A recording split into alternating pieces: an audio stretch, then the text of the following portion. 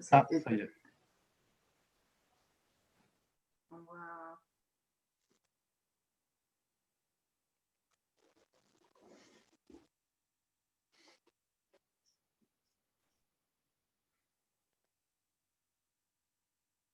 On commence dans 20 secondes, 30 secondes, le temps que tout le monde Attends un arrive. peu. Ouais.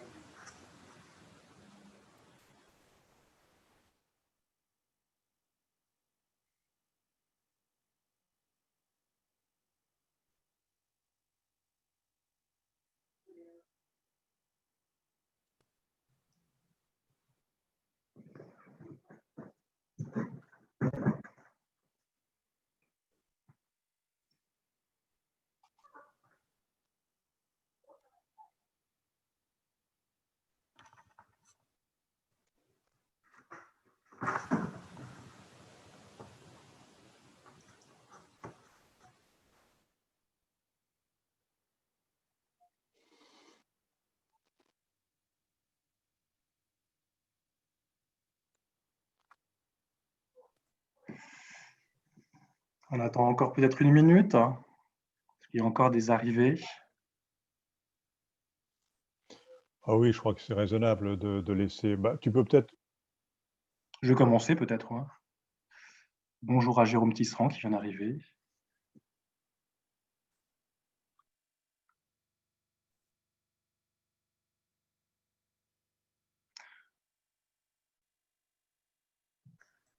Je vais commencer l'introduction. Oui, c'est bon. Bonsoir pour ce webinaire des éditions du Croquant, en distanciel, en lieu et place d'une soirée conviviale qu'on aurait aimé en présentiel, comme on dit aujourd'hui, au lieu-dit. C'était programmé en octobre dernier. Ça aurait dû se dérouler là-bas. J'en profite pour saluer les camarades de ce lieu incontournable, où nous espérons pouvoir organiser bientôt de nouvelles rencontres. Même si c'est moins convivial, donc nous composerons avec la visio ce soir, avec cette heure d'échange autour d'un livre important qu'a publié tout récemment Antonella Corsani aux éditions du Croquant, Chemin de la liberté, le travail entre hétéronomie et autonomie. Ce livre est important parce que non seulement il fournit un diagnostic précieux des transformations du capitalisme cognitif néolibéral, mais en plus, il l'est parce qu'il permet, vous verrez, d'articuler une approche visant à sortir de ces zones d'inconfort et d'aliénation au travail par la mise en valeur de stratégies d'autonomisation de collectifs qui éprouvent une forme de liberté et d'émancipation en se liant ensemble par l'activité, une activité intrinsèquement émancipatrice. Alors, Antonella le documente à partir de cas concrets, notamment les coopératives, le cas des coopératives, saisies par au fil d'une démarche d'enquête originale et féconde, inspirée notamment du pragmatisme. Elle en dira quelques mots tout à l'heure. Alors, je rappellerai qu'Antonella Corsani est économiste et sociologue, enseignante, chercheur à l'Université Paris 1 Panthéon-Sorbonne. Elle est spécialiste des transformations du travail, du salariat et des expériences sociopolitiques qui visent une forme d'autonomie, dont elle proposera une définition dans le sillage d'André Gorz, qui est un auteur clé de cet ouvrage. Juste après mon introduction, d'ailleurs je ne me suis pas présenté, Arnaud Saint-Martin, co-gérant des éditions du Croquant. Juste après cette introduction que je ferai très courte, Antonella présentera pendant une quinzaine de minutes, 15-20 minutes, les grandes lignes de son ouvrage. Elle sera ensuite discutée par Thomas Coutreau. Et nous remercions vivement d'être présent ce soir et de contribuer au débat. Il y aurait 10-15 minutes aussi de discussion, d'échange avec Antonella. Thomas, je le rappelle, est économiste, membre d'Attaque et des ateliers Travail et démocratie.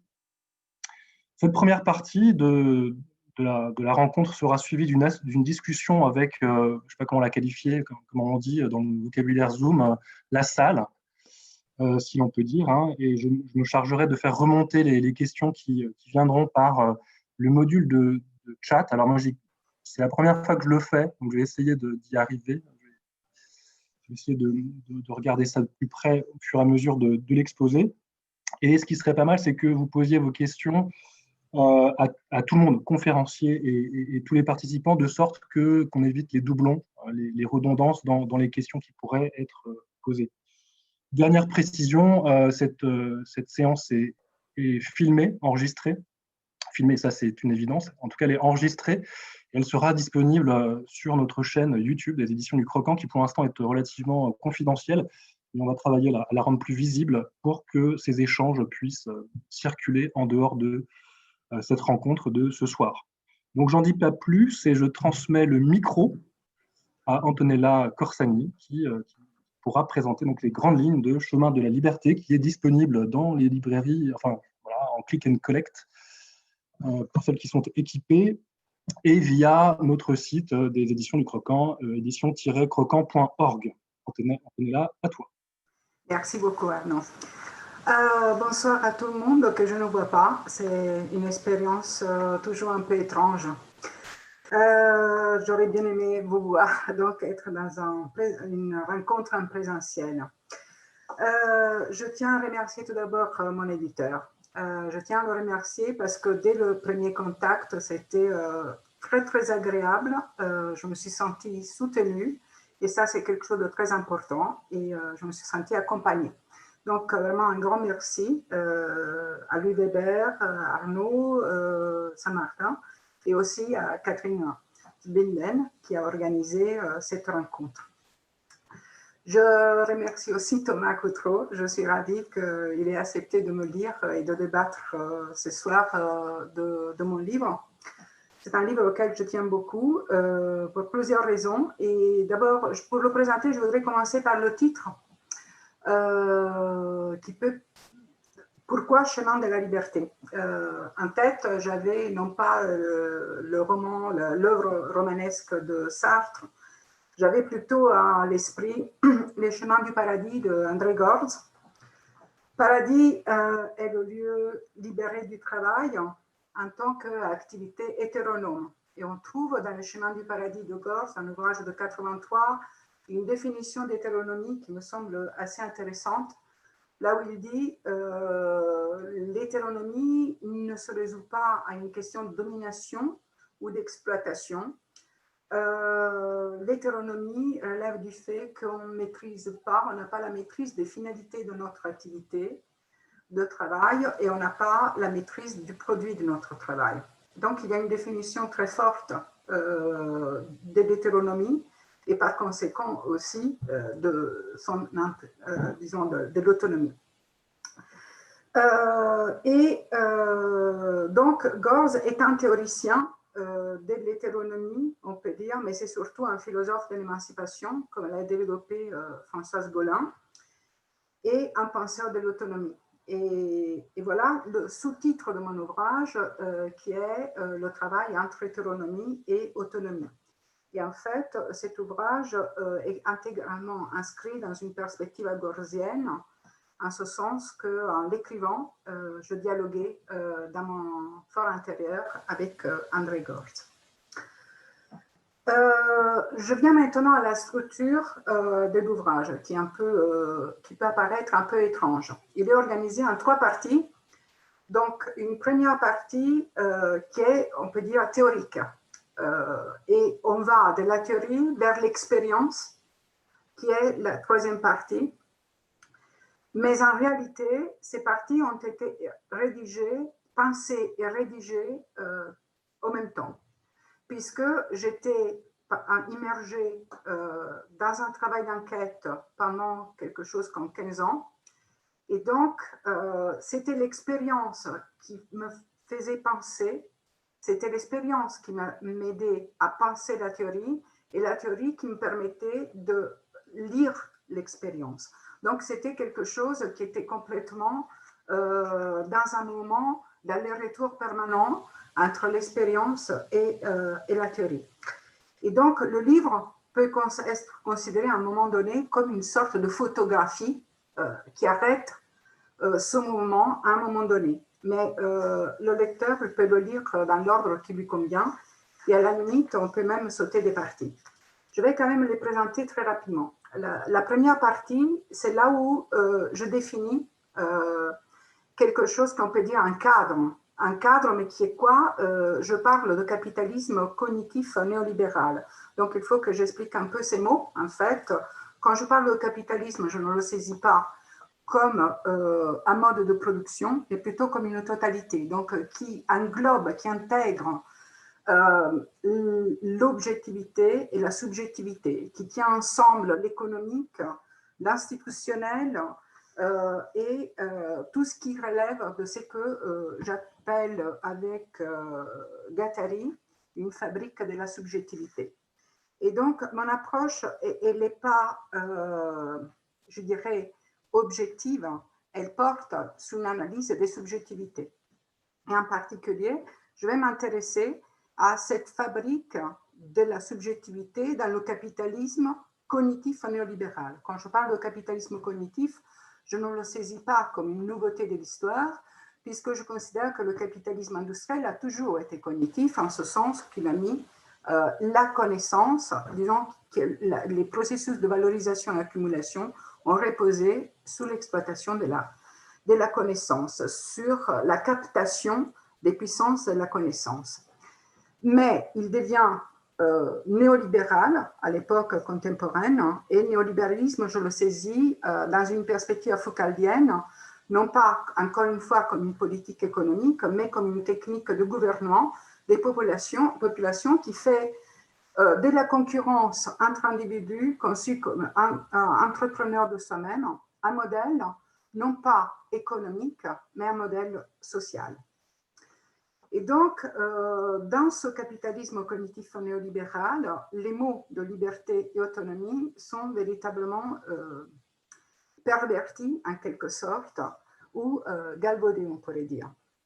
Et donc, dans cette première partie, j'essaie de raconter cette histoire-là, de cette transformation du capitalisme et de sa fabrique de la subjectivité néolibérale. Deuxième partie, je vais m'intéresser à... c'est une partie pivot, en fait. C'est une partie pivot.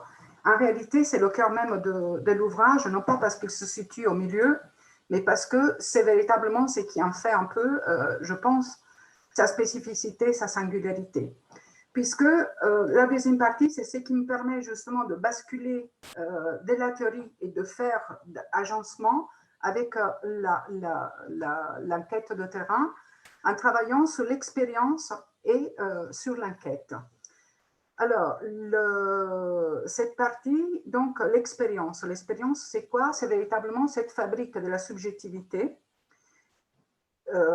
du capitalisme cognitif néolibéral qui prend la forme des zones grises. En première approximation, la zone grise définit une zone où, en fait, il y a confusion entre travail salarié et travail indépendant.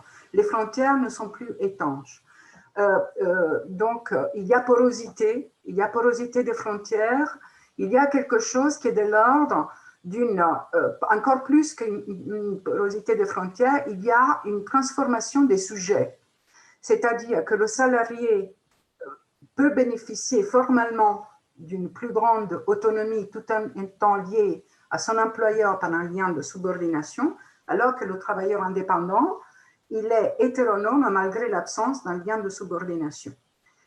Ça, c'est sur le plan formel. En réalité, il me semble que pour saisir cette émergence de cette zone grise, il faut la penser d'un point de vue, je dirais, politique. Et donc, le concept de zone grise a été pensé a été forgé véritablement comme concept puissant et non pas comme catégorie sociologique descriptive, mais comme concept politique par Primo Levi dans le bouquin Les naufragés et les rescapés.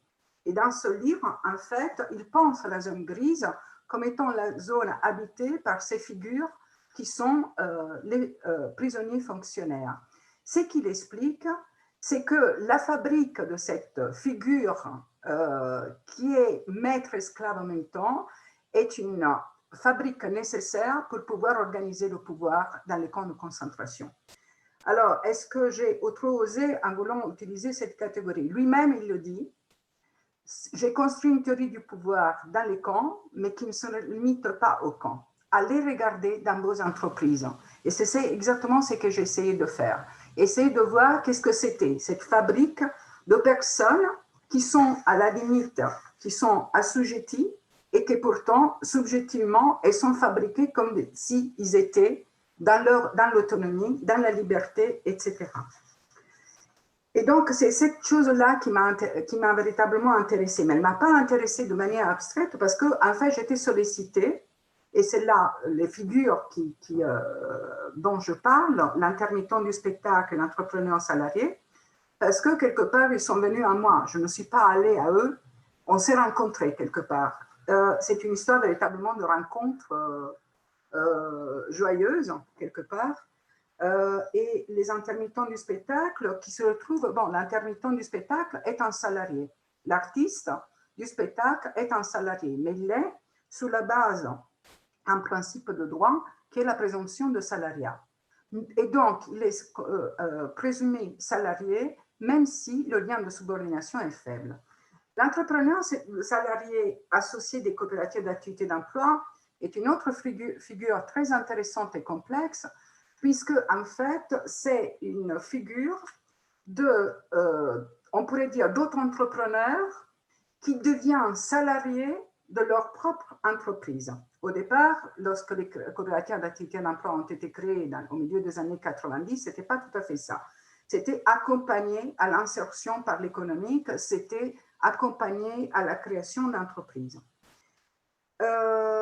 Et donc, justement, je vais rencontrer ces expériences à des moments particuliers. Les intermittents, c'est au milieu des années, un peu avant, au début des années 2000, au moment de la réforme des annexes 8 et 10, et quelque part, il y a eu enquête, on pourrait dire, pendant presque 10 ans. Et puis, je rencontre les coopératives d'activité d'emploi, et en particulier une de celles-là qui s'appelle Copanam. Je les rencontre dans un moment de grande transformation, puisque si au départ, ces coopératives offraient un service d'insertion, disons, accompagné à l'insertion ou à la création d'entreprises, elles deviennent, avec Copanam justement, créées au milieu des années 2000, elles deviennent des entreprises partagées. Donc, elles vont investir véritablement un projet d'entreprise, c'est-à-dire elles vont considérer la possibilité de s'emparer de cette institution qu'est l'entreprise et d'en faire autre chose. Et donc, elles vont jongler véritablement, elles vont faire du hacking des institutions du salariat, elles vont inventer une entreprise qui devient une entreprise partagée, puis, lorsque je les rencontre, c'est le projet de devenir mutuelle de travail. Donc, je rencontre ces réalités, et ce qui est très prenant, ce qui est très intéressant, que ces figures, justement, l'entrepreneur salarié, c'est une figure véritablement double. Suis-je un indépendant? Suis-je un petit patron? Suis-je un salarié? Et cette chose-là, cette problématique-là, elle est très intéressante. Et ce qui apparaît, comme pour les intermittents, c'est que la possibilité, parce que c'est quand même des figures, justement, comment elles sont fabriquées dans le néolibéralisme, dans le capitalisme cognitif néolibéral, eh bien, ce qui est intéressant, comment se défaire de la subjectivité telle qu'elle est fabriquée passe par un outil très puissant qui est l'enquête, conçu comme auto-enquête. Donc, ce sont eux qui démarrent un processus d'enquête qui va prendre une forme d'enquête sociologique, mais qui est une auto-enquête et qui devient, surtout dans l'expérience de Copanam et d'autres coopératives d'activité d'emploi, devient pensée comme recherche-action dans une perspective plus diluée, c'est-à-dire véritablement l'enquête est constitutive à la fois du collectif qui porte cette enquête, et l'enquête, elle n'est pas dans le but de chercher une vérité, mais de transformer le réel. Et c'est véritablement ça qui est porté par ces expériences. Donc l'enquête est cette arme aussi de déconstruction pour se défaire de cette subjectivité telle qu'on l'a reçue, et qui devient, avec notre rencontre, ce que j'appelle la contre-recherche-action. En parlant de contre-recherche, je fais référence plus spécifiquement à l'expérience de la recherche des années 60 en Italie, dans la sociologie radicale, engagée italienne, portée par le mouvement dit opéraïste. Troisième partie, et j'en conclus, c'est temps, argent et liberté. Je ne développerai pas plus, Je tirerai juste une conclusion, parce que j'en étais sur la question de l'autonomie. L'enquête, donc, va être cet outil pour construire un schéma et des stratégies de conquête de l'autonomie réelle. Et ce qui apparaît notamment dans l'expérience de Copanam en particulier et du moment qu'elle a impulsé au sein des coopératives d'activité d'emploi et même au-delà des coopératives d'activité d'emploi dans le mouvement coopératif, c'est que la liberté, entendue comme autonomie, se présente comme un processus, non pas comme un état, comme un processus et comme un processus toujours inachevé. Donc, c'est une action permanente, une recherche-action permanente qui peut permettre d'avancer sur le chemin de la liberté. Elle est de manière consubstantielle, individuelle et collective en même temps. On ne peut pas imaginer l'autonomie comme un processus individuel, ce qui est aussi quelque chose qu'on retrouve chez Castoriadis ou dans la critique féministe. Elle n'est pas, troisième chose, et j'en finis là, elle n'est pas indépendance, comme d'après le mythe viriliste de la modernité, elle est expérience consciente de l'interdépendance. Et c'est en ce sens qu'elle me semble véritablement tracer un chemin pour une sortie non barbare du capitalisme, comme le cherchait André Gorz. Eh bien, je voudrais dire juste un petit mot pour terminer vraiment. Si jamais, en m'écoutant, vous avez trouvé un intérêt pour ce livre, surtout ne l'achetez jamais chez Amazon. Voilà, c'est juste un petit détail. Merci beaucoup. J'espère avoir respecté les temps. Parfaitement. Vraiment, on est pile dans l'horaire. Je transmets maintenant le micro à Thomas. Oui, merci Arnaud. Et merci Antonella d'avoir pensé à moi pour discuter son bouquin que j'ai vraiment pris beaucoup de plaisir à lire. Alors pour des tas de raisons, notamment ce que tu dis sur Primo Levi. J'ai découvert aussi des auteurs italiens comme Rulani, par exemple, que je ne connaissais pas du tout. Donc voilà, j'ai appris beaucoup de choses en lisant ton livre. Mais je vais concentrer mon propos sur deux choses. D'abord sur qu'est-ce que c'est que la liberté et l'autonomie dans ton approche et avec laquelle je pense que je suis vraiment tout à fait d'accord, tout à fait en phase. Et puis revenir un petit peu sur cette question de l'enquête, un peu plus en détail que ce que tu as pu le faire dans ta présentation.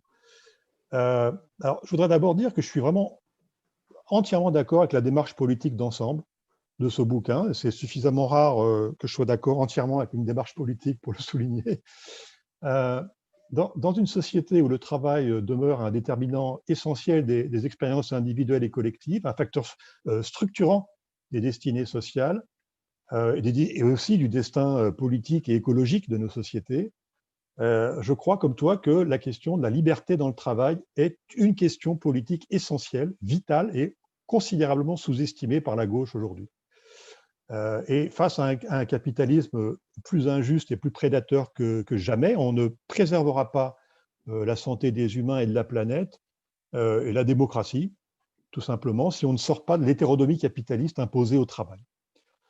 Alors, Antonella s'adosse à une conception de la liberté comme autonomie, hein, une conception inspirée directement de Castoriadis, à laquelle je me réfère également. Donc, une conception de l'autonomie comme indissociablement individuelle et collective, c'est-à-dire qu'il n'y a pas d'individu libre sans un cadre collectif qui lui fournisse des ressources, des protections et des valeurs, mais il n'y a pas de collectif libre et autonome sans des individus qui sont eux-mêmes susceptibles de codéterminer les règles du fonctionnement du collectif. Donc cette dialectique entre l'individuel et le collectif est fondamentale dans cette conception de la liberté.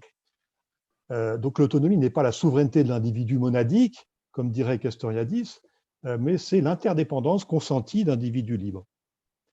Alors plus spécifiquement concernant l'autonomie dans le travail, elle est pensée comme la liberté de déterminer le comment et le pourquoi on travaille, c'est-à-dire l'autonomie professionnelle et l'autonomie stratégique. Et ça, je pense que c'est vraiment un point essentiel, sur lequel il y a vraiment un accord entre nous.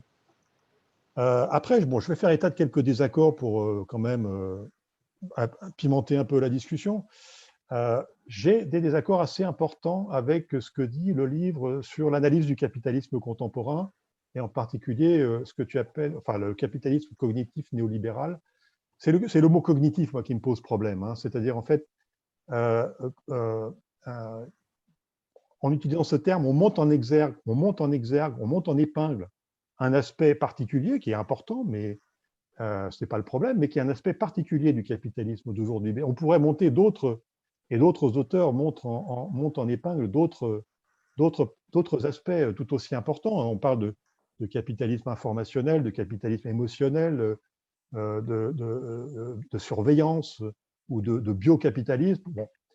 Donc, tout ça, enfin, pour moi, nous avons affaire au capitalisme néolibéral, c'est-à-dire fondé sur l'hégémonie du secteur financier, dont les réseaux, finalisés par l'accumulation et le profit, pénètrent de plus en plus profondément dans la trame des rapports sociaux et politiques dans tous les secteurs de la vie. Donc, effectivement, ce n'est pas simplement un régime d'accumulation, c'est un régime politique et qui pénètre et détruit, ce faisant, les rapports sociaux et les rapports politiques, et aussi les rapports entre l'humain et la biosphère. Donc l'idée centrale du capitalisme cognitif, hein, selon laquelle la concurrence se joue fondamentalement autour des enjeux de la production et de la monopolisation des connaissances, bah, cette idée n'a rien de véritablement spécifique à l'époque contemporaine, et Antonella le dit d'ailleurs très justement quand elle intitule son deuxième chapitre « Le capitalisme a toujours été cognitif ». Bon, donc dans les années 90, on avait pu croire à la généralisation d'un modèle post-fordiste de l'autonomie contrôlée, qu'Antonella d'ailleurs décrit comme s'il était toujours aujourd'hui un modèle dominant dans l'organisation et la mobilisation du travail contemporain. Moi, je pense que la vague techno-organisationnelle du début du XXIe siècle, le lean management, la lean production appliquée à tous les secteurs, porte bien davantage que l'autonomie contrôlée qu'on avait analysée dans les années 90, bien davantage des dispositifs de prescription et de contrôle strict du travail, y compris du travail le plus qualifié, du travail créatif. Ce qui ne veut pas dire qu'il ne reste pas évidemment dans l'innovation et la créativité des zones d'autonomie contrôlée, mais elles ont plutôt tendance à être en voie de prescription et de normalisation. Donc, je dirais que comme toujours, d'une certaine façon, le capitalisme articule différents modes de mobilisation du travail, et celui de l'autonomie contrôlée, il est réservé encore sur un mode de plus en plus dégradé aux sphères les plus qualifiées du salariat. Mais aujourd'hui, ce n'est pas forcément ce modèle-là qui s'impose dans les autres sphères. Alors, par ailleurs, là, il y a un aspect qui manque, il me semble, hein, dans la réflexion d'Antonella, c'est l'analyse du phénomène massif et général et généralisé à l'échelle mondiale, hein, de souffrance au travail, lié à la pression actionnariale, au lean management, etc., à la prolifération des bullshit jobs qui rendent malades leurs titulaires. Ça, c'est un phénomène politique majeur qui explique la fuite vers le non-salariat d'une partie, notamment des jeunes, hein, qu'analyse très bien Antonella, mais qui est aussi, pour moi, l'indice d'une résistance sourde, cette souffrance au travail, est l'indice d'une résistance sourde du travail vivant contre son écrasement par le travail mort, et une source potentielle en tant qu'énergie sociale moléculaire, une source potentielle d'alliances et de mouvements sociaux émancipateurs, y compris dans le salariat, autour de la question de la liberté du travail. Bon, ça, c'est la thèse que je développe dans mon bouquin sur libérer le travail, mais bon, je n'ai pas le temps de m'y étendre, mais je pense que Antonella ne prête pas assez attention à ce qui se passe dans l'ensemble du salariat, hein, pas seulement dans les zones grises dont elle parle de façon très, très détaillée et intéressante. Et je termine maintenant sur ce qui me semble, moi, l'apport essentiel, hein, du livre d'Antonella, c'est le compte-rendu lucide, informé de première main, de deux expériences sociales emblématiques de cette recherche de la liberté du travail, hein, ou pour le dire autrement, de cette recherche d'un salariat sans subordination. Donc, avec d'autres collègues sociologues et économistes, Antonella a mené 3 recherches-actions de longue durée, 2 avec les intermittents dans les années 2000 et une avec les coopératives d'emploi et d'activité dans les années 2010. Ces démarches d'enquête-action ont été conçues en référence au cadre théorique de de John Dewey, philosophe pragmatiste états-unien du début du XXe siècle, dont beaucoup d'entre nous ont découvert seulement récemment l'importance. Pour Dewey, la vie démocratique nécessite la multiplication du processus d'enquête sociale, par lesquels des citoyens préoccupés par un problème s'en emparent pour le qualifier à partir de la diversité de leurs expériences et construisent ainsi des connaissances communes, se constituent en public, mobilisés et légitimes pour traiter du problème affronté et en tirent des pistes de solutions qui transforment leur expérience et alimentent le débat politique. Antonella résume cette perspective en disant « L'outil est l'enquête, à la fois outil de production de connaissances et de transformation du réel. » Et elle illustre ça très bien par notamment la première enquête menée avec les intermittents du spectacle de 2002 à 2004, à la fois par l'élaboration d'un questionnaire qui a été l'occasion pour un groupe de travail composé de chercheurs et de professionnels bien de faire ressortir dans les questions qu'ils allaient poser ensuite aux autres professionnels, de faire ressortir ce qui importait pour eux dans leur travail, dans la qualité de leur travail. Et en faisant ensuite passer ce questionnaire auprès de 1200 intermittents, ils ont fait émerger une vision collective de choses qui étaient, que chacun d'entre eux peut-être, dont chacun d'entre eux avait une expérience individuelle, mais qui n'était pas constituée comme une connaissance commune et comme un objet de mobilisation politique. Et c'est cette élaboration qui a permis notamment l'élaboration ensuite d'un nouveau modèle d'assurance chômage qui a inspiré les revendications des intermittents depuis lors jusqu'à 2016, où finalement l'apogée du mouvement des intermittents avec sa victoire et le retour à la date anniversaire fixe de calcul des droits, qui était une des revendications majeures du mouvement depuis plus de 10 ans. Alors la deuxième enquête, Antonella, je n'ai pas le temps d'en parler, mais cette deuxième enquête sous forme de piquerie commanditée par le Conseil régional Île-de-France a échoué du fait qu'elle a voulu élargir le focus de l'enquête à l'ensemble des précaires, y compris peu qualifiés, qui ne participent pas du tout de la même expérience de travail que les intermittents, et du coup, elle n'a pas vraiment fonctionné. Et je terminerai, enfin voilà, la troisième enquête auprès des coopératives d'activité et d'emploi, dans les années 2010, a permis, selon mon interprétation de ce qu'écrit Antonella, peut-être qu'elle me corrigera, mais de faire émerger du débat et de la confrontation entre les chercheurs et les professionnels des problèmes clés jusque-là informulés, comme par exemple celui qui me semble essentiel, de la reconnaissance du temps de travail politique des membres d'une coopérative qui ont un projet politique de réinstituer en permanence l'entreprise, comme l'expliquait Antonella, mais ça, c'est du temps de travail, de faire ce travail politique, et la reconnaissance de ce temps de travail est loin d'être évidente. Voilà, donc moi je pense qu'on a… alors, moi je fais partie d'un collectif qui s'appelle les Ateliers Travail et Démocratie, et qui essaie de faire avancer cette idée que la question de la démocratie dans le travail, de la liberté dans le travail est une question politique centrale aujourd'hui.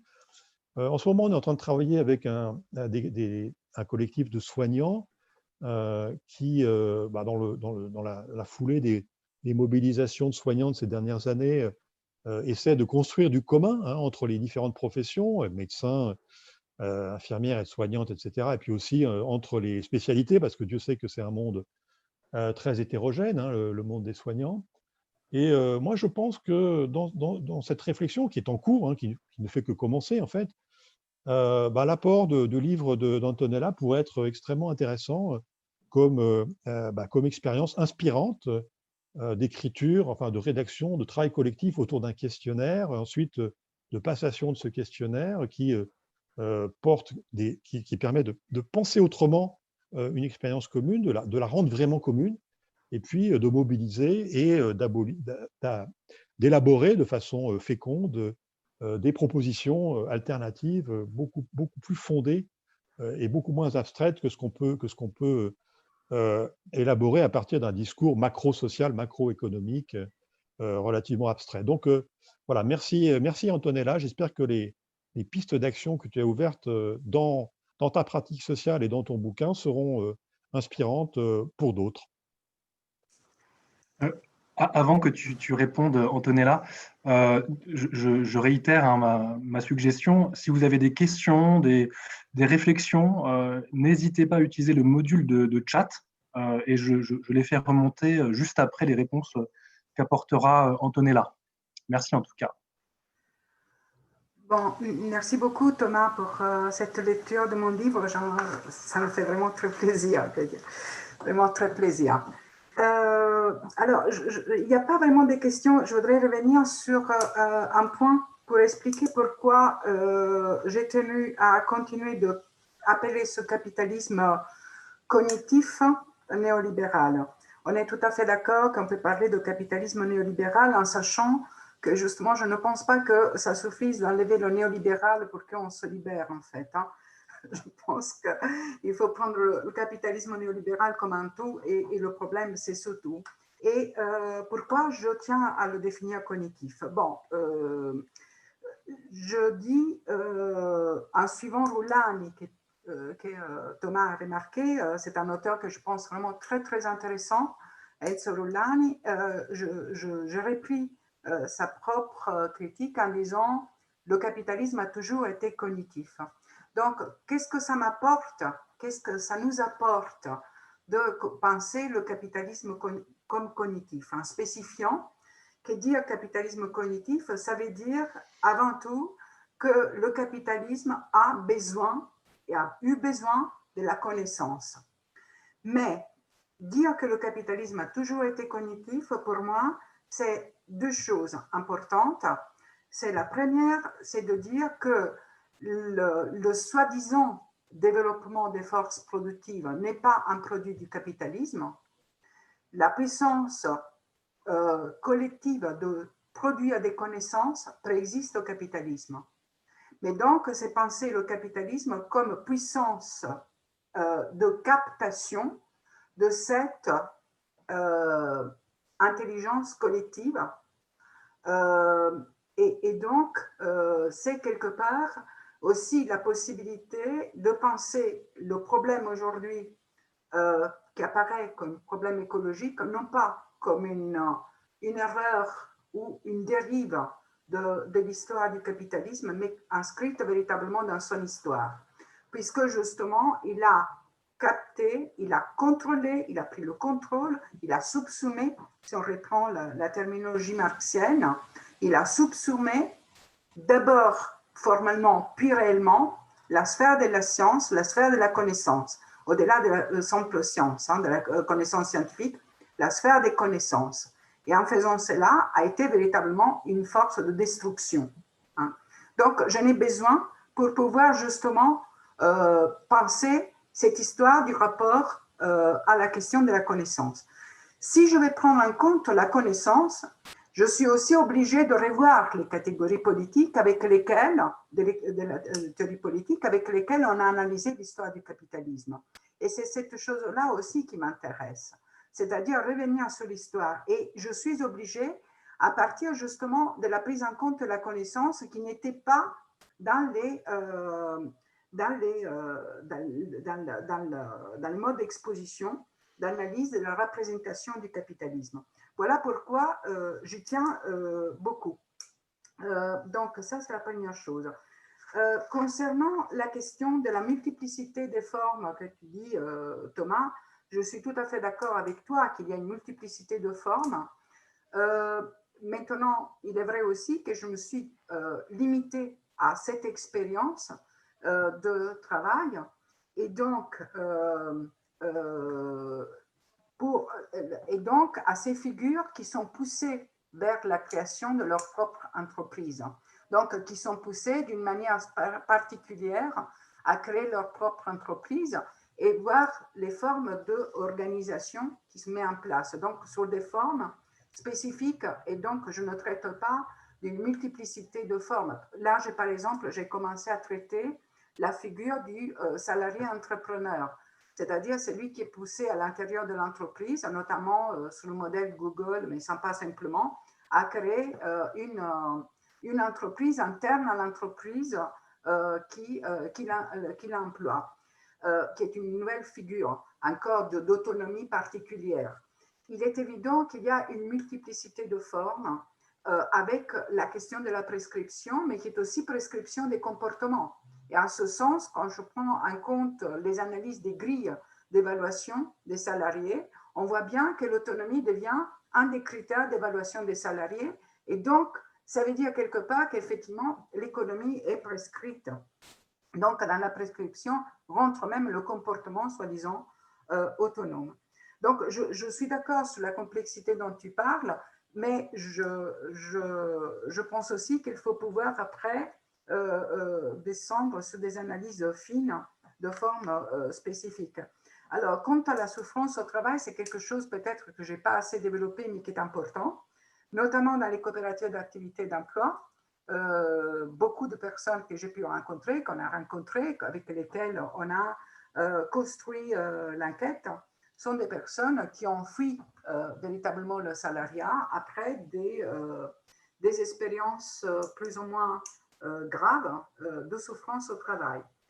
Et donc, cette problématique de la souffrance au travail, elle est aussi présente parce que le fait, par exemple, que des personnes disaient « jamais plus ça dans ma vie hein, »,« jamais plus ça dans ma vie », avec des expériences diverses et variées, mais peut-être quelque chose que je dois spécifier, qui est aussi une de mes interrogations, c'est-à-dire que les deux réalités que j'ai analysées sont deux réalités qui sont assez spécifiques, analysées, je les ai analysées, disons, les deux expériences dans lesquelles j'ai pensé avec, j'ai accompagné dans la mesure de mes capacités relativement limitées leur transformation et leur devenir. Mais dans ces deux réalités, c'est quand même très particulière, c'est-à-dire qu'il y a un niveau de formation qui est très, très élevé. Donc, ce n'est pas n'importe quel type de population qui vit de travailleurs qui vit ces expériences. Hein. Donc, il faut avoir ça à l'esprit. Que ce soit chez les intermittents du spectacle et encore plus dans les coopératives d'activité d'emploi, le niveau de formation est très élevé. Donc, c'est une population tout à fait spécifique. Ce n'est pas la même structure de la population qu'on retrouve dans l'ensemble de la population française. Voilà, donc ça me semble important. Et voilà, je m'arrêterai là pour laisser un peu plus de temps pour le débat. Oui, il y a plein de questions en fait. Je vais en lire une première de Manola Antonioli qui écrit Antonella écrit que la domination n'est jamais totale et qu'il reste donc l'espoir d'ouvrir les chemins de liberté vers l'autonomie. La situation actuelle nous fait craindre de plus en plus que la domination néolibérale, associée désormais à un biopouvoir délirant, si elle n'est pas totale, s'étend de plus en plus et sans rencontrer de résistance efficace. Qu'est-ce qui nous permet encore, malgré tout, de garder l'espoir d'ouvrir ces chemins de liberté vers l'autonomie, au travail et ailleurs?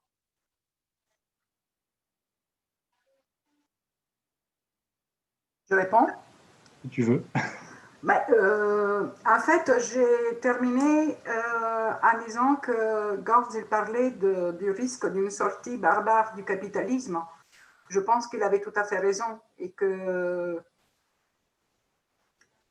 qu'effectivement, il y a un risque de sortie barbare du capitalisme et que c'est pour ça que je pense que comprendre le sens de ces expérimentations, les accompagner, ça veut dire aussi les aider à résoudre des problèmes. Hein, parce que la question, c'est aussi que l'enquête surgit lorsqu'il y a un problème. Si l'enquête est une expérience permanente de ces coopératives, c'est que justement, on accepte que les problèmes sont là. Et que donc, il faut chercher des solutions. Il me semble que c'est que je tente de dire depuis longtemps maintenant, c'est qu'en tant que chercheur, on peut faire aussi quelque chose qui est d'accompagner les expériences qui nous semblent porteuses d'une possibilité de tracer des schémas. mais c'est des chemins, ce n'est pas des autoroutes. Qu'est-ce qu'on peut faire aujourd'hui? Je pense qu'il est très important, par contre, et ça, j'y tiens vraiment beaucoup, que des expériences, elles existent, elles résistent, elles résistent. Il faut justement les soutenir, mais non pas simplement pour elles, mais parce que la liberté est toujours, comme autonomie, est toujours un processus individuel et collectif. Leur liberté, c'est la mienne, et ainsi de suite. Donc, il me semble vraiment important de ne pas s'inscrire dans une perspective de la fin, qui plus rien n'est possible, parce qu'effectivement, il y a un risque qu'on ferme ces schémas au lieu de les ouvrir et de les mieux tracer, en fait. Donc, je pense qu'aujourd'hui, c'est vraiment nécessaire qu'on continue dans cette perspective-là. Et on a des possibilités. Je pense, quand je dis la question des chercheurs, je pense que c'est important parce que Thomas, toi, tu as apprécié la démarche d'enquête, mais c'est une démarche qui est contestée profondément par les chercheurs. La démarche pragmatiste, elle est reconnue par un nombre très limité de personnes. La validité, en plus, je ne pense pas apporter, je veux dire des vérités, mais accompagner à trouver des solutions, c'est deux choses complètement différentes. La démarche pragmatiste n'est pas invite à une autre épistémologie. Et donc, on continue de chercher des vérités alors qu'on cherche des solutions qui peuvent être non pas la meilleure, mais des solutions qui sont bonnes à ce moment-là. Et donc, je pense véritablement que il ne faut surtout pas s'inscrire dans une logique où plus rien n'est possible parce qu'il y a des formes d'existence et de résistance qu'il faut accompagner. Voilà. Alors, maintenant, il y a plein de questions et je dois naviguer entre le chat et les questions et réponses, donc j'ai un peu de mal. Mais je crois que Fabrice Flippo a une longue question que je vais lire. Je partage la démarche des Wien, c'est dur à dire. La question qu'on se pose toutefois est de savoir comment passer d'expériences comme Copanam, dont j'ai connu quelques membres de très petite taille, coopérative, à quelque chose de plus vaste. Une autre question, donc là c'est la question de l'échelle, hein, une autre question relative au capitalisme cognitif encore, est tout de même la montée du tertiaire. Bien sûr, le capitalisme a toujours été cognitif, mais les manipulateurs de signes, entre guillemets, assis sur un fauteuil, ce qui est curieux, et que le chat cache les lignes dès que c'est trop long, alors je ne sais plus ce que j'écris. Donc ça, je crois que ce n'était pas du tout dans la question. D'où des caractéristiques assez différentes de l'usine de Renault-Billancourt, pour être très schématique. Je pense notamment au rôle du numérique. Pascal Lamy disait que la mondialisation, c'est Internet et le conteneur, voir les thèses sur l'entreprise en réseau notamment, réseau de transport notamment, d'où des organisations très vastes géographiquement par exemple. C'est plutôt un commentaire. Donc voilà, la question de l'échelle, comment on monte en échelle depuis ces expériences très locales vers des ensembles plus vastes. Je peux en prendre d'autres, hein, éventuellement. Donc, il y a... OK. Ouais. Bon, je peux répondre en essayant d'être rapide. Comment passer de la CAE à quelque chose de plus vaste? Eh bien, c'est bien ça la question importante. Or, il me semble que, par exemple, déjà les CAE, ils y pensent par eux-mêmes. Hein.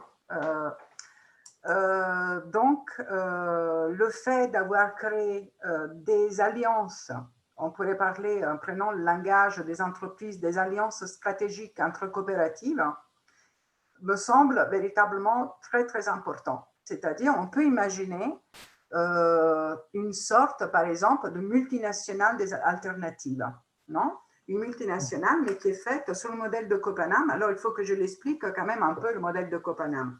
Parce que Copanam, qu'est-ce qui m'a véritablement fasciné dans cette expérience de Copanam?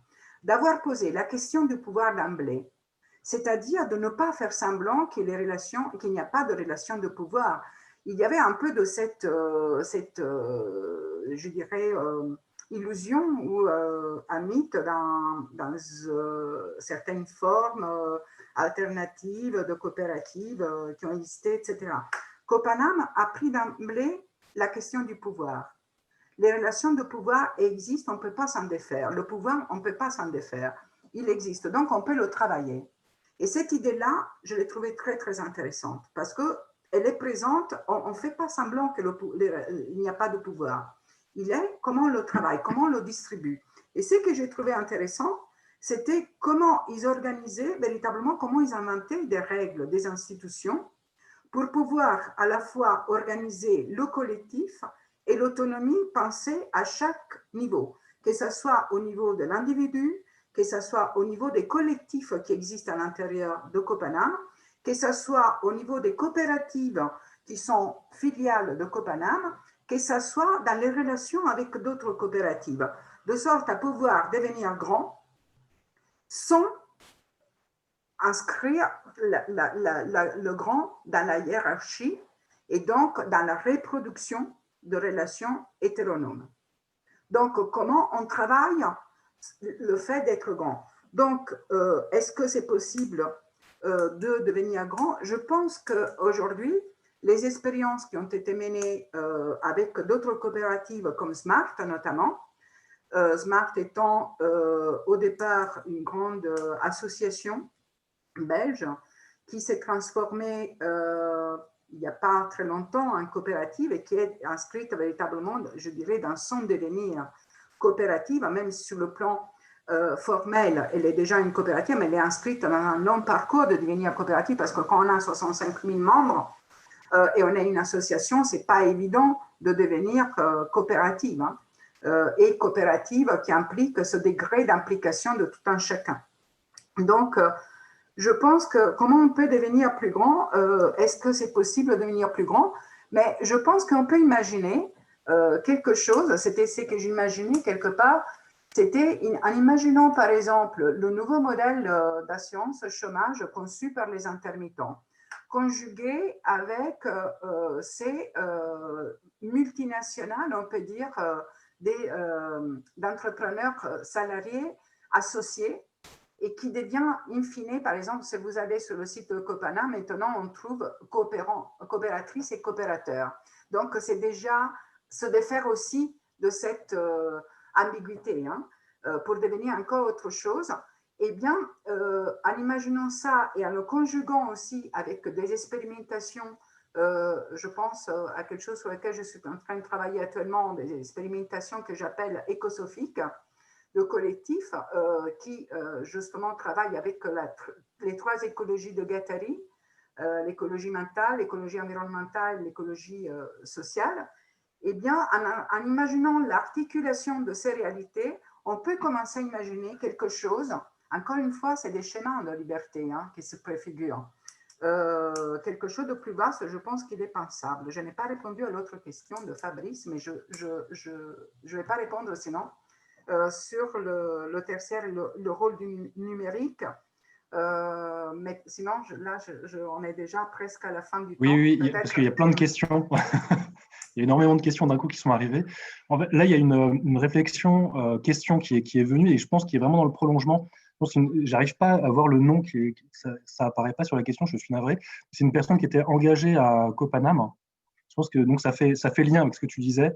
Donc, merci Antonella. Au travers de Copanam ou de Smart ou de Bigre, nous avons essayé et essayons encore d'attirer largement à la coopération, de ne pas avoir peur des grands nombres, d'essayer d'être des écoles de la coopération sans sélection à l'entrée. Pourtant, et c'est là, je pense, la difficulté, hein, nos entreprises ne grandissent pas substantiellement. Nous sommes quelques milliers seulement 20 ans plus tard. Et nous vivons dans la crainte d'être élitistes, à force d'être exigeants. Donc, c'est exactement la même question, mais je pense que par un autre biais, par un autre chemin qui est posé, comment créer donc des mouvements massifs hein, autour de cette quête d'autonomie sans pour autant tomber dans le stéréotype de l'élitisme, hein, de l'activité autonome, etc., créatrice.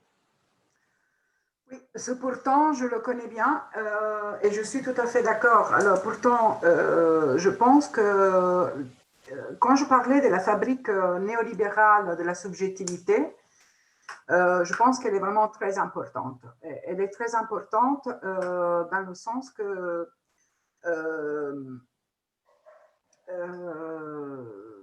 in fine, c'est on va être attiré quand même par des dispositifs de soi-disant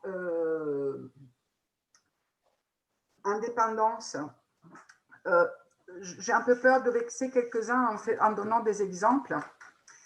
Lorsque je suis retournée chez les intermittents et j'ai parlé des coopératives d'activité d'emploi, en sachant qu'avec les intermittents, on avait retrouvé une figure qui était un peu celle de l'entrepreneur salarié qu'on avait appelé l'employeur-employé, qui était une figure assez importante de l'ordre d'un intermittent sur 3 se reconnaissait comme à la fois salarié et employeur ou entrepreneur en fait. Eh bien, j'ai eu des réactions très de résistance, en fait, en préférant la petite entreprise individuelle qui peut bénéficier d'une plus grande liberté. Et donc, le modèle, par exemple, dans le secteur du spectacle, est plutôt celui de la petite association qui abrite la compagnie du réalisateur, du metteur en scène, pardon, du metteur en scène et qui préfère pouvoir avoir sa petite entreprise. Donc, la culture, la subjectivité de la petite entreprise, elle est forte. Hein, je veux dire, l'attrait de cette idée de la petite entreprise, elle est forte. Elle est forte et bien entendu, c'est justement après, l'enquête avait joué ce rôle aussi de déconstruction un peu. Mais quand, je vous répète, quand je suis retournée, en fait, j'ai trouvé une forte résistance, même si maintenant, je suis sollicitée par le secteur du spectacle, par une organisation dans le secteur du spectacle, justement pour voir les possibilités d'accompagner des formes de coopératives. Et après, il y a une autre grande difficulté qu'il faut prendre en compte, c'est les obstacles institutionnels, c'est-à-dire qu'il y a quand même une bataille une bataille institutionnelle contre ces expériences. Dernière en date, c'est certainement l'attaque qu'il y a eu d'une coopérative qui embauchait des intermittents du spectacle et qui étaient donc ces intermittents ont perdu leurs droits. Pôle emploi a détruit, disons, a bloqué l'ouverture de droits pour ces personnes au titre qu'il ne s'agirait, on ne peut pas retrouver le lien de subordination qui permet, etc., etc. Là, je n'ouvre pas ce chapitre très complexe.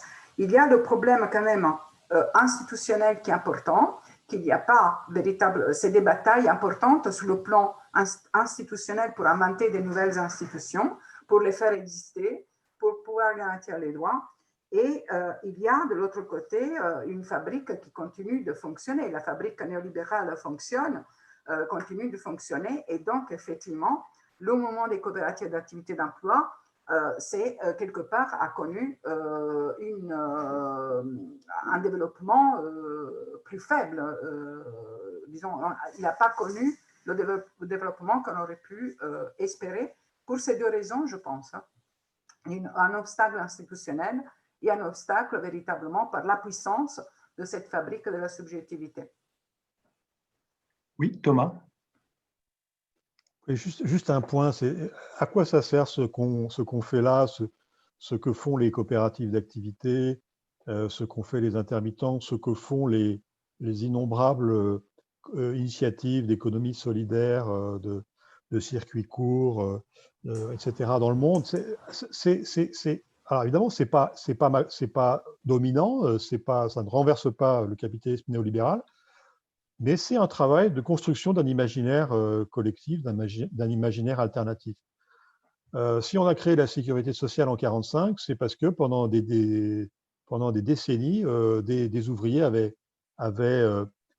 s'étaient réunis pour faire des mutuelles, même des patrons avaient créé des mutuelles pour stabiliser leurs ouvriers, et s'était créé un imaginaire comme ça, de l'assurance contre la maladie et contre la vieillesse, et puis ça s'est imposé de toute évidence dans l'imaginaire collectif à la libération. On est en train de créer cet imaginaire-là à partir de petites expériences, mais qui se multiplient un peu partout dans le monde et qui sont en train, je pense, de commencer à constituer cet imaginaire collectif, cet imaginaire instituant dont nous avons besoin pour bouleverser les institutions actuelles.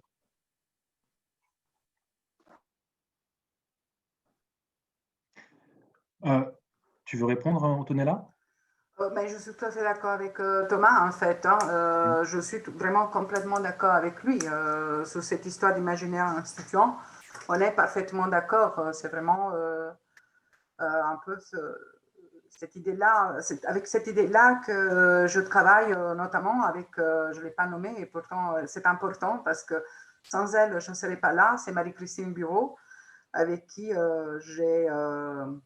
ça fait 10 ans, qui est vraiment dans la joie. On a rencontré ses expériences, accompagné ses expériences, voilà. Et dans la grande sérénité qui est rare, chez les chercheurs, en fait. Voilà. C'est déjà, disons, je dirais, c'est une expérience écosophique avec Marie-Christine. Voilà. Et j'ai eu de la chance. Alors, parlons recherche. Là, il y a des questions de vocabulaire et de théorie sociologique, puisqu'on parle d'activité, d'autonomie.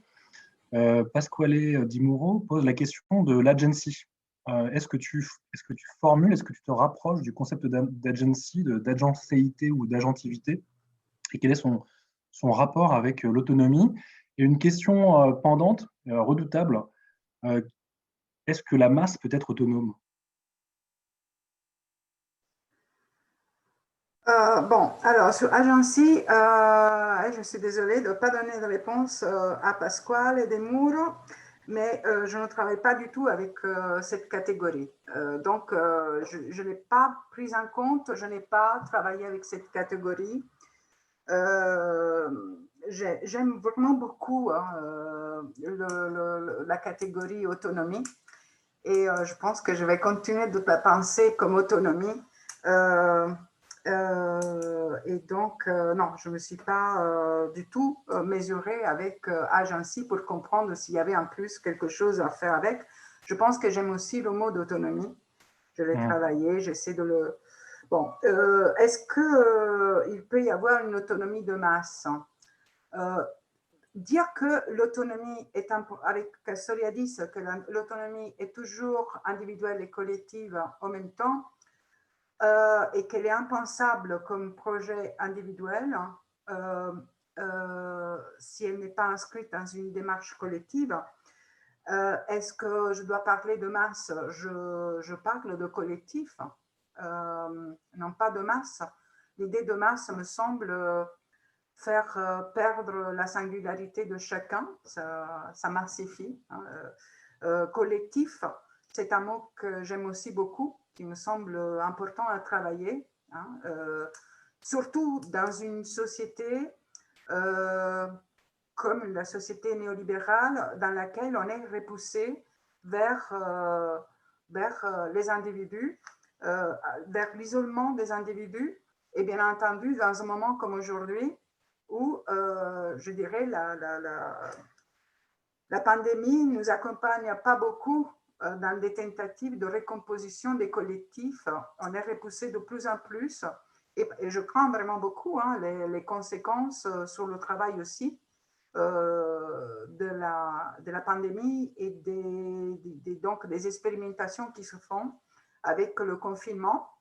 Comment on peut aller de plus en plus vers une individualisation. Et donc, je pense que collectif est un mot que je voudrais sauvegarder jusqu'au bout. Peut-être travailler véritablement la puissance du collectif, puisqu'on en a besoin, vraiment besoin. Et donc, je n'utiliserai pas la masse, mais je pense que l'autonomie est véritablement collective. Bien. Plus spécifiquement maintenant sur le travail, j'ai deux questions qui sont finalement assez liées, enfin, qui peuvent rebondir l'une sur l'autre. Une de Tom Montel, une libération dans le travail et qui ne vire pas une libération du travail, ou au contraire par le travail, est-elle possible? Première question. Tu peux y répondre maintenant si tu veux. J'enchaîne. Elle c'est toujours est technique. Le même qui pose les questions les plus difficiles. En fait, Effectivement, alors je peux essayer de prendre la question de manière, je dirais, par l'expérience. Je ne vais pas finir à nouveau dans la théorie, mais par l'expérience. Si on prend le cas des intermittents du spectacle, ce qui est apparu pour moi très intéressant, c'est que la bataille qui était menée autour de l'assurance chômage, à un moment donné, m'est apparue véritablement comme une bataille pour le temps. Avec Marie-Christine, on a écrit un texte que j'aime beaucoup. La maîtrise, c'est paru dans la revue Temporalité, dans laquelle on a repris les tracts des intermittents du spectacle et on a essayé de les lire justement pour voir comment cette bataille était une bataille sur le temps. Et qu'est-ce qui se passe?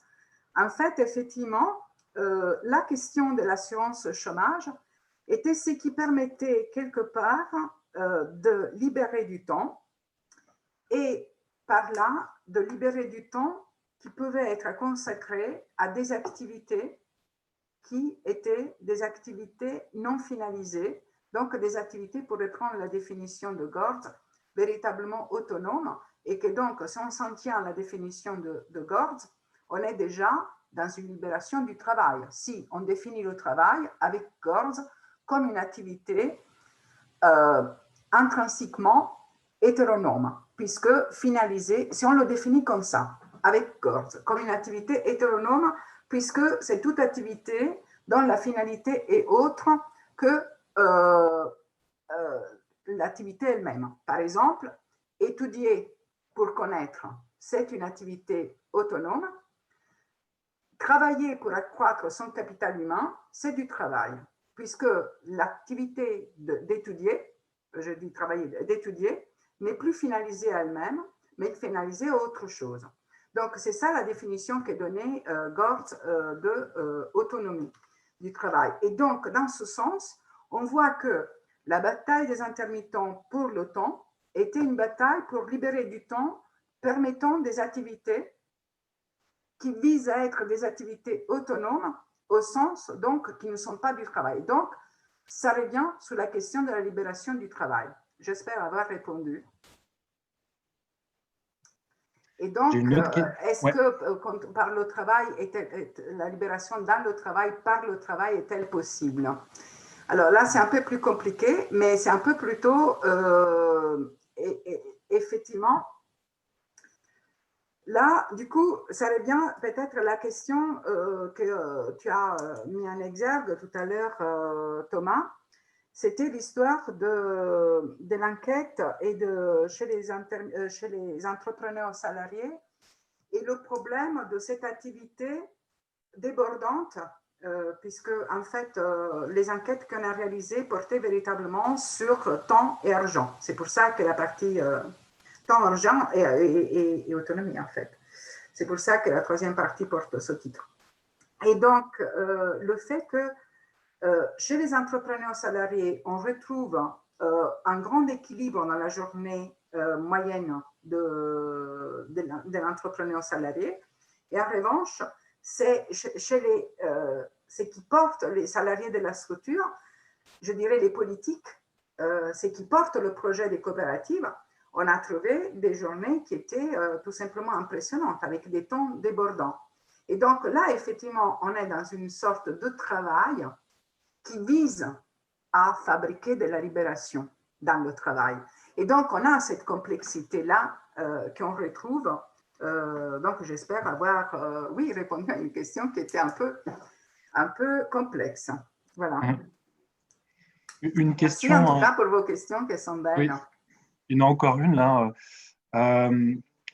Vos analyses et votre utilisation de la notion de zone grise s'applique-t-elle à des travailleurs cumulant statut salarié et statut d'auto-entrepreneur? Oui, bien sûr, c'est vraiment ça. Et en fait, il y a quelque chose. Alors, souvent, j'étais critiquée parce que on dit les indépendants, c'est une catégorie en voie de disparition, rien de nouveau. Oui, cependant, on ne prend pas en compte le fait que beaucoup de nouveaux indépendants sont des salariés à mi-temps, à temps partiel. Et notamment, par exemple, quand on prend dans les coopératives d'activité d'emploi, mais bien sûr, on trouve beaucoup de personnes qui ont un emploi à temps partiel comme salariés et que, soit par choix, soit par contrainte, ont un emploi à temps partiel et que développent une activité indépendante à l'intérieur de la coopérative. Donc, et ça, c'est quelque chose de très important. À un moment donné, j'ai regardé les statistiques, puisque autrefois j'étais économiste, et donc je me calais beaucoup sur les statistiques. Et quand on regarde la mutation de la structure de l'emploi en France, c'est tout simplement impressionnant. C'est-à-dire, sur une période de 30 ans, c'est grosso modo ça, un peu plus, peut-être 40 ans, on a eu, dans le bouquin, il y a les données, on a eu une progression des emplois, du nombre d'emplois créés de l'ordre de 7 millions, et dont 6 millions, c'est des emplois de femmes. La plupart à temps partiel. Donc, on a véritablement un phénomène qui était très important.